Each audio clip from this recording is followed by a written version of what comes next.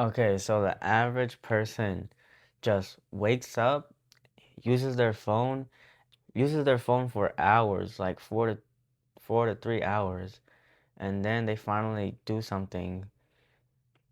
They go downstairs, eat breakfast, and then they wonder why their life is so unproductive, why they don't have results.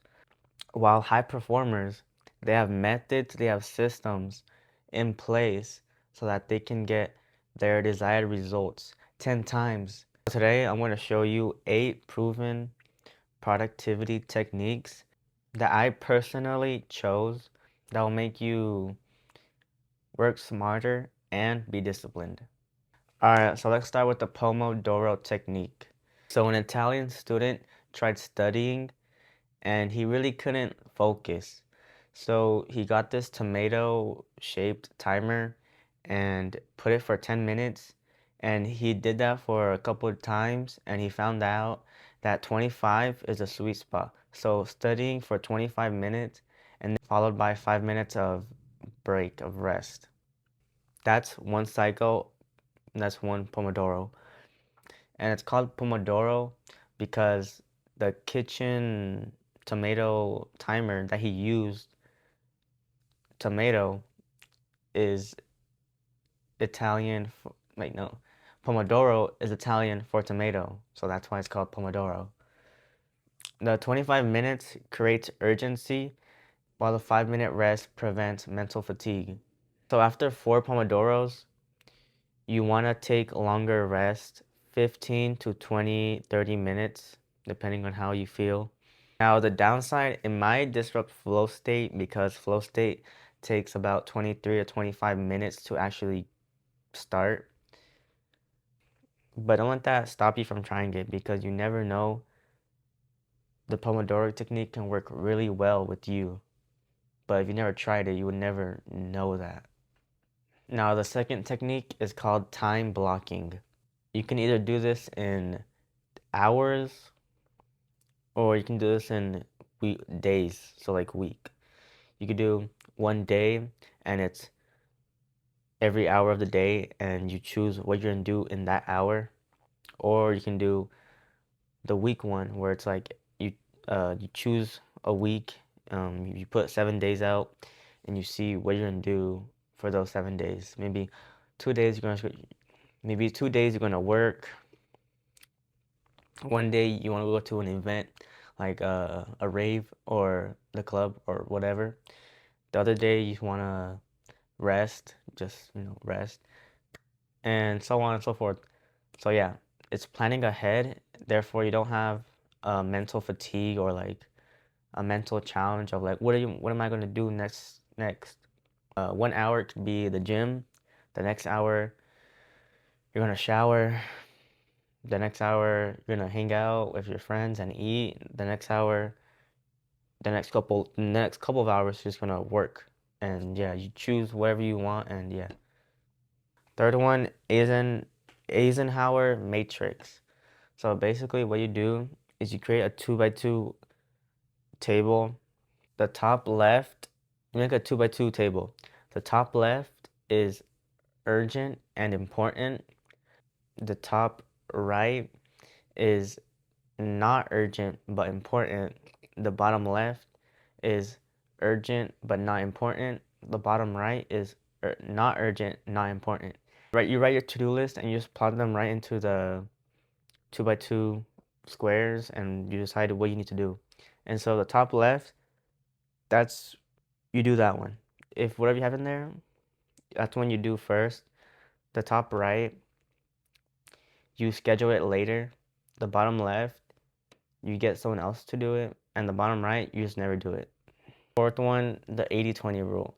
So Italian economists realized that 80% of all results and progress come from just 20%.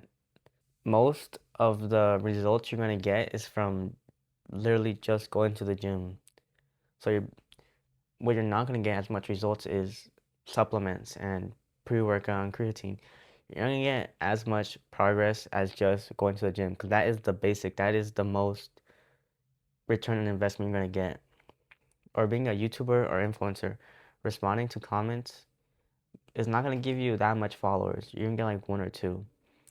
But creating videos is gonna give you 10, hundreds more than just responding to comments. So you're better off focusing on creating content and videos than doing the little stuff. It takes 50 points for a YouTube video and it takes 50 points to respond to comments. You're better off just spending 100 on the YT videos because you're gonna get more in return than spending it all on responding to comments. Fifth technique, eat that frog. So eat the frog is all you're doing is doing the most hardest, difficult thing, task in the very morning, like first thing you do. And I really like this one because it just works. It helps build discipline. It makes the day easier. It makes you feel good. So, say for example, maybe the gym is the hardest task you have, and normally you do it like later in the afternoon or like at 5. But if you implement Eat That Frog, you do it first thing in the morning. So, first thing in the morning, you get in your car and go to the gym and you finish it. And now you already won. You already won the biggest task your whole day. And now everything is way more easier and you have confidence because you just did the hardest task in the day. Now you have confidence and that's like so important. That's so good. It just gives you momentum for the day. You have dinner, you have cake, but you have to eat a frog. Would you eat it before or after? Some people are like, oh, I'll eat it after. I'd eat my cake, I'd enjoy my cake now, and then I'd eat the frog. But that's actually the wrong answer because if you eat the cake, sure, it's kinda enjoyable, but the thing is, you're actually not even enjoying it. There's really no point of doing it first because you're not gonna enjoy it because when you're eating it, in the back of your head, you're gonna have anxiety and stress of the knowledge that you have to eat the frog later. And so you're really not gonna enjoy it. Whereas if you eat the frog first, sure it sucks, but you get it over with. And then once you get it over with, now you have your cake that you can enjoy peacefully with no stress. So that's why I really support this Eat the Frog.